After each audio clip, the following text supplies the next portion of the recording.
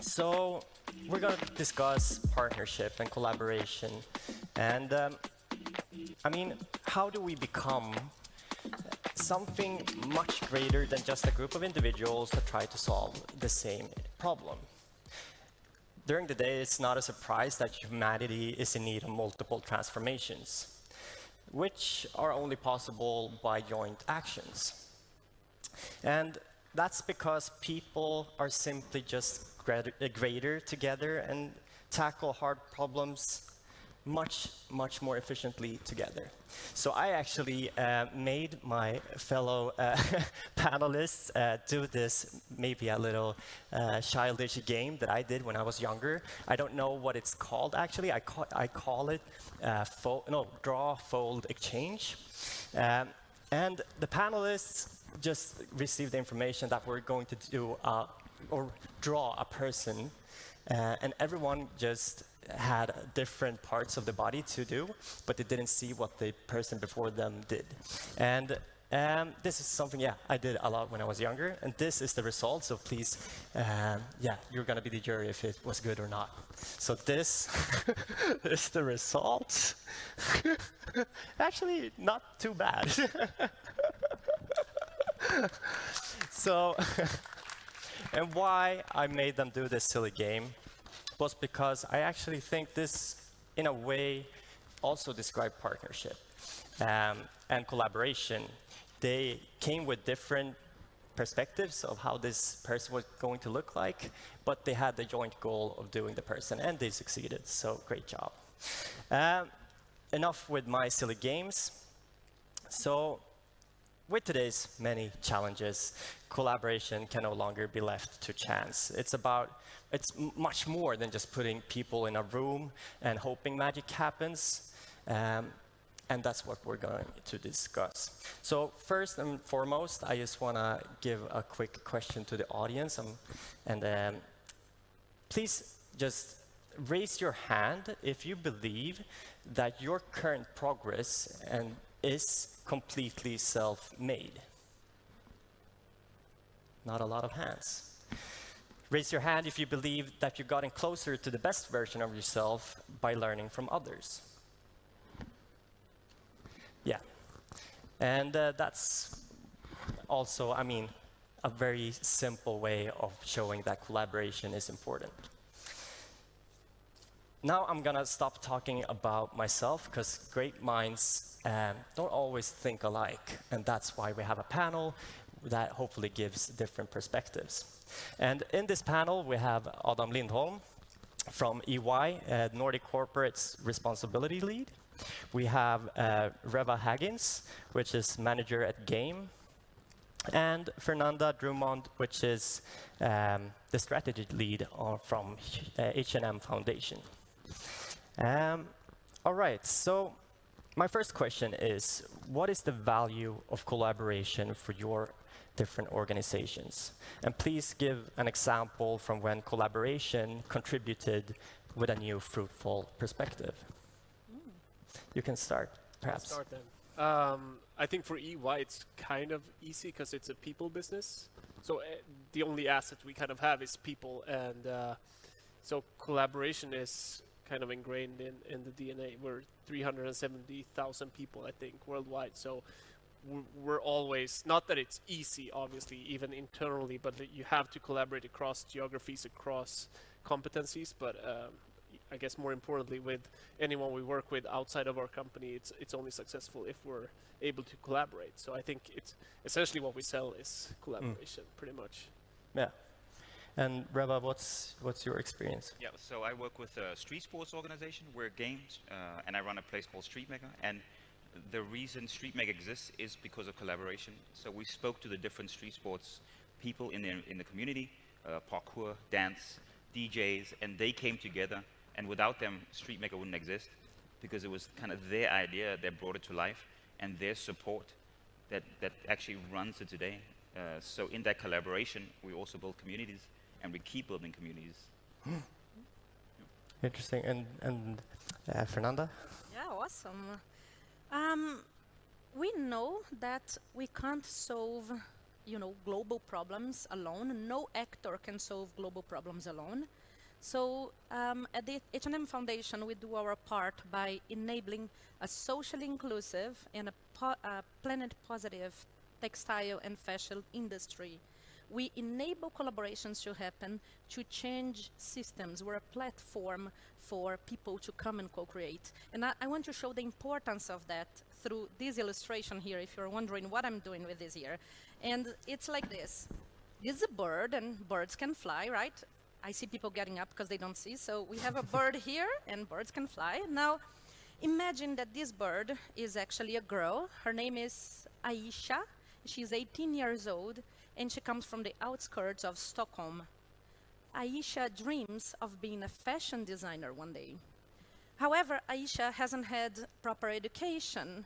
Whenever she didn't get access to the best schools or to appropriate schools, Aisha has to take care of her two younger brothers because her mom works pretty much all day long in 2 different jobs. Her mom is a single mom. Well, Aisha is also, she has dark skin, so she realized later on, very early on in life, that she had to struggle a little bit more than the other girls that, were competing for her own position, and struggle a bit more than the men as well. And so on and so forth. She has also several neighbors and family members who are very negative to her when she says that she wants to be a fashion designer. They tell her, well, you know your place, why don't you just get a job that pays the bills and, do what you gotta do to keep living? And these are just examples of, how do we call it, invisible barriers that people face in society, especially those that come from marginalized neighborhoods, marginalized communities, that is not really clear to all of us that this exists. And there are many organizations here in this room today that work with one of these items. For example, some provide sports opportunities for people, some provide definitely job opportunities, some provide education, and so on and so forth.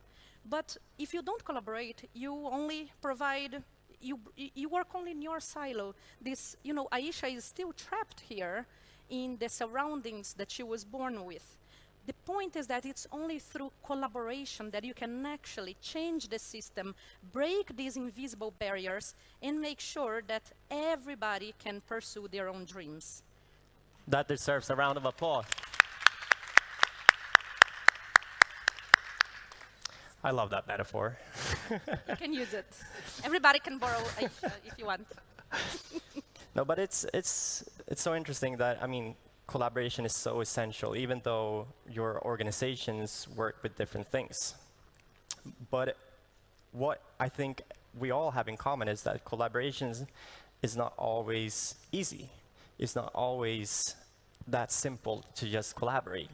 So it's a lot of challenges and barriers as well with collaborations. And I think that to embrace collaboration is, in many aspects, the recognition of one's own shortcomings and the belief of others' expertise.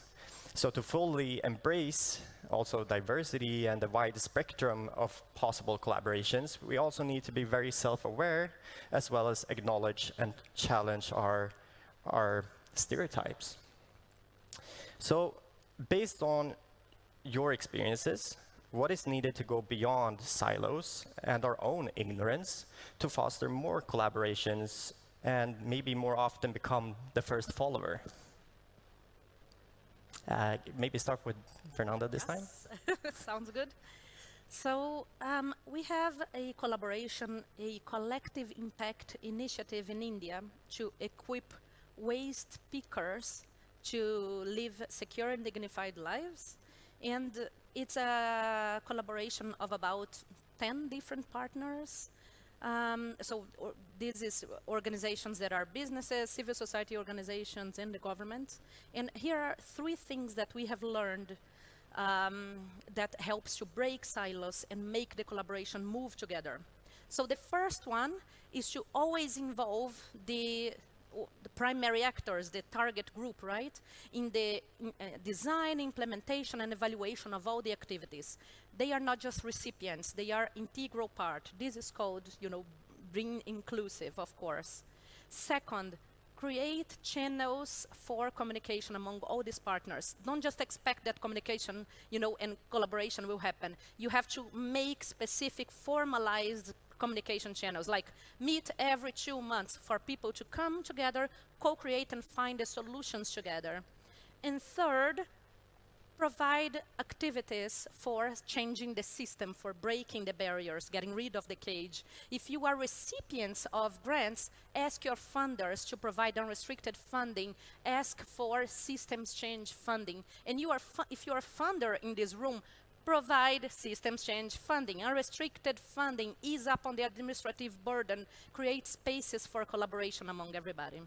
These are the 3 learnings we've had. Yeah. In sports, we have the saying called trust the process. So it's about education of our young people, our role models, and hoping that by educating them, they'll educate others. And that way they can break barriers. That's so important for us, that we put more role models out there, more positive role models out there that are educated and that are ready to kind of spread the message. Because without that, street sports kind of falls to the ground. So it's about building those communities, educating people, the young people, in what we're doing and how we're doing it, and how they can do it, so they can teach another person on how to do it and why to do it. Yeah. So incredibly important. Adam. Yeah, and I think collaboration also, I think we have 3 different perspectives already on stage, because you have a foundation with kind of philanthropic money, I guess. Exactly. And then we have your movement, which is sort of organically built by your experiences in Copenhagen. And then we have EY, which is a huge corporation. So you come in with different sort of things, and you ask for an example. And I think this whole event is probably a good example for EY, where we've collaborated and learned something new. I think, or I know that when we got into this journey, pretty sure we didn't know what to expect. So you got to have courage and just enter into collaborations and kind of stick with it and see what happens. And obviously be resilient over time. Because there's other external factors that can kind of stress test your collaborations in this field. For sure. And I'm so happy that we're all here together and believing in this forum, because I don't know how many of you have heard about the first follower idea, but I mean, being the one that opens up the space is of course very important, but we all also need the first follower to be the person that shows that believes in the idea, that promotes it and makes it more easy to follow, and that actually then creates the big impact. But trust is a very key element, but it's also a barrier. So without trust, teams will not work together, or organizations will have difficulties working together. And if teams can't collaborate, then it's difficult to create innovations or partnerships. So how do we fuel more trust and transparency between different industries? As you said, we're all from different industries and communities, in a way that collaboration becomes less intimidating. Do you want to start off, Fernanda? I would say be consistent in your message. Yeah. That's what we've been staying true to, what we do and how we do it. And we communicate that to our members, to the people, the kids who participate. So, it's so easy to get off track, and, we're an NGO, so there's always different funds out there, and you think, okay, well, if we just apply for that funds, and maybe we can, get that money and use it for this, but, it doesn't show the end user kind of what we're doing. It says, well, if you guys are over there, what about us over here?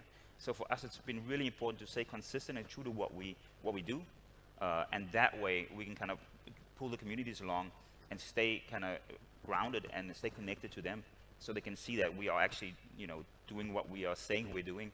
And that's really, really important with the youth, that the minute you step out of line there, they will just drop you. We work with street sports, and it goes from day to day. So, you have to be consistent. Yeah. And that, I mean, from my experience, I'm a youth advisor for Future Minds, but I'm also the Swedish UN Youth Delegates. And I can see that a lot of youth are losing trust in a lot of institutions, for example, just because they don't stay consistent always. So a very important, very important. Adam. Yeah, I mean, I think trust is obviously built over time. So to me, the most important thing is probably to have a common goal. Sports is kind of my big interest, and I tend to kind of look at the world through sports in a way. And there you have teams that have an end goal, which probably is winning some sort of trophy. And throughout that process, the team that wins will probably be the one who built trust along the way. So I think you got to have that common goal, and then work actively with building trust throughout that process. How that's done, the person who has the answer to that question. Yeah.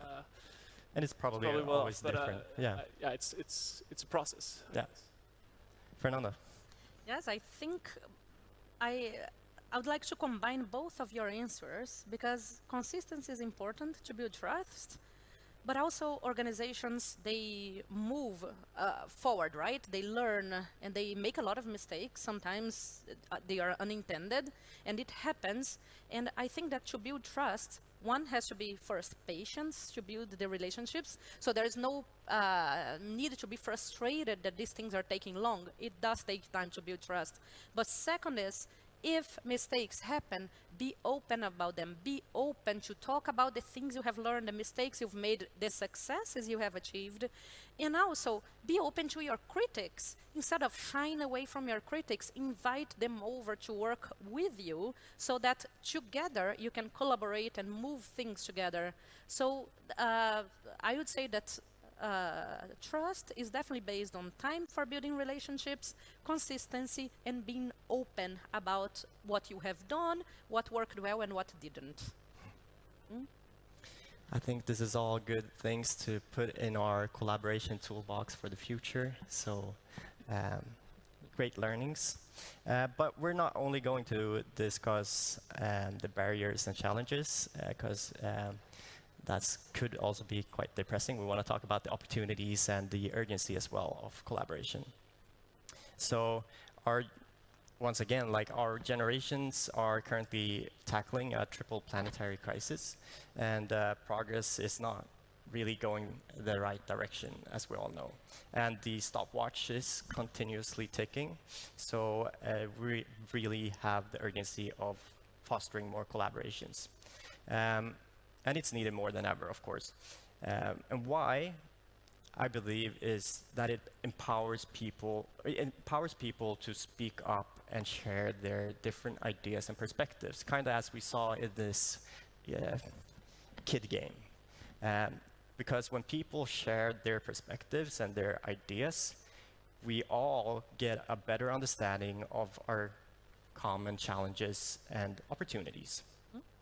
So, once again, with your perception from your organization of what collaboration and what, from your perception, what do modern leadership have in common with collaboration? Fernanda, Yes, you I seem can start. eager to answer. I am. I'm eager to answer all of that. I believe that modern leaders, they want to move together with their peers, with their competitors, with everyone. There is no more this thing of one leader taking credit, a hero. Collaboration is about that, is about the movement and everybody coming together and moving together, progressing together. Yeah, I completely agree, and it's not always a good thing. But yeah, I think that the collaboration between the leadership needs to grow more and more. And I think that, you know, when you look at the political kind of situation in Denmark, and I'm from South Africa, you look at the political situation there, there's a lot more collaboration needed, and these leaders can learn from that. Yeah. Yeah, I mean, I think modern leadership, I'm not exactly sure what all of what that like entails in totality, but collaboration to me is definitely like being able to promote collaboration has to be a part of modern day leadership. And I think we kind of pretty much see that in most successful businesses or whatever it is. I think the key is probably to combine collaborating within your field towards your, for the most part, profit-oriented goal would be to also then try and collaborate towards other goals. I think we have a sign down here, people not profit. So we see a lot of collaboration in you know, seeking profits. But we need probably more collaboration where profit doesn't have to be a factor. That's my personal view, obviously. And I completely share that. A round of applause. No, and I mean, as we've said during this panel, collaboration is for sure a key when we're talking about the different challenges we're facing. And I would say that the leaders of today need to walk the talk if they want to be perceived as leaders. And I had the opportunity to meet the new executive of Human Rights Watch, and she said something that I completely agree upon, which is that there are no longer like these obvious heroes and villains that we like to see ourselves as. We need to continuously walk the talk to become that hero. So with that said, please give an example within one area that you would like to see increased levels of collaborations, and why. Perhaps a difficult question, but and does anyone want to start, or? I can start.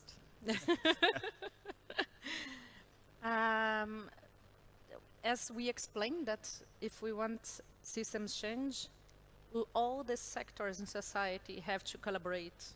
So this is the kind of collaboration I would like to see more, and this is what we're trying to enable more and more.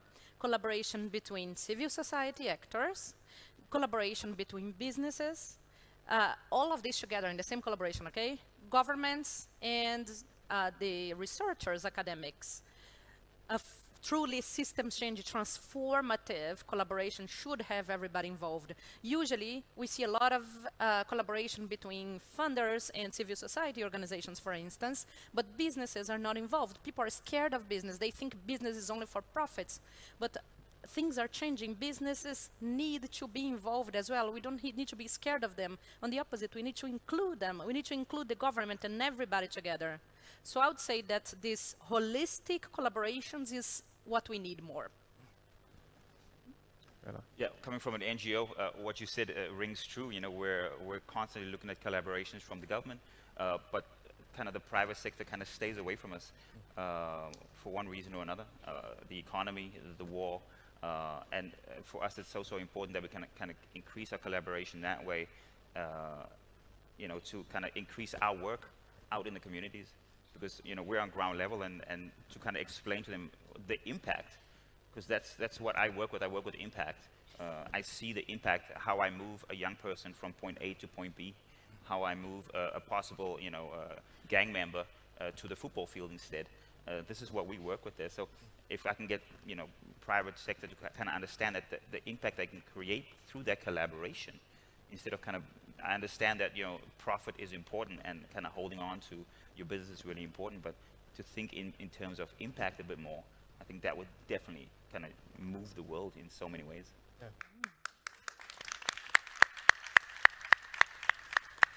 And I mean, you working with a lot of corporations. Kind of yeah, exactly. I have a different thing that I'm occupied with now, and to me it's how to manage the natural resources we need for the green transition, because to me right now it looks like we're entering into kind of a nasty situation moving forward. So I have an example actually that I read a couple of weeks ago.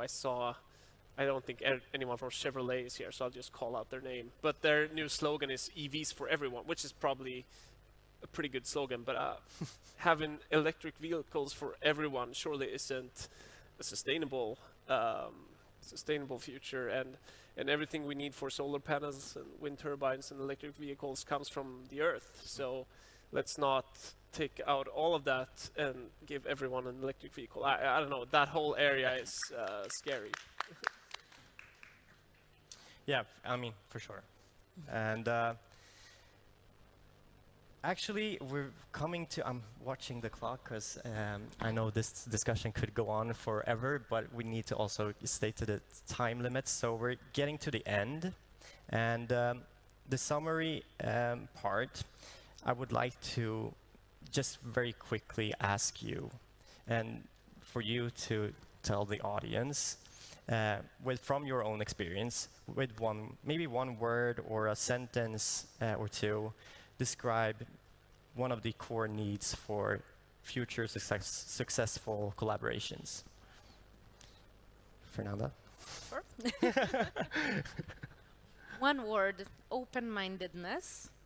I think we're so used at, doing things the way we always do. We run our own projects here and there. And I think that to have a truly co-created thing like this, like an event like this, a piece of work or a true collaboration that, in which everybody moves together, you need to be open-minded to work differently. So work more on cultivating relationships and less on project management.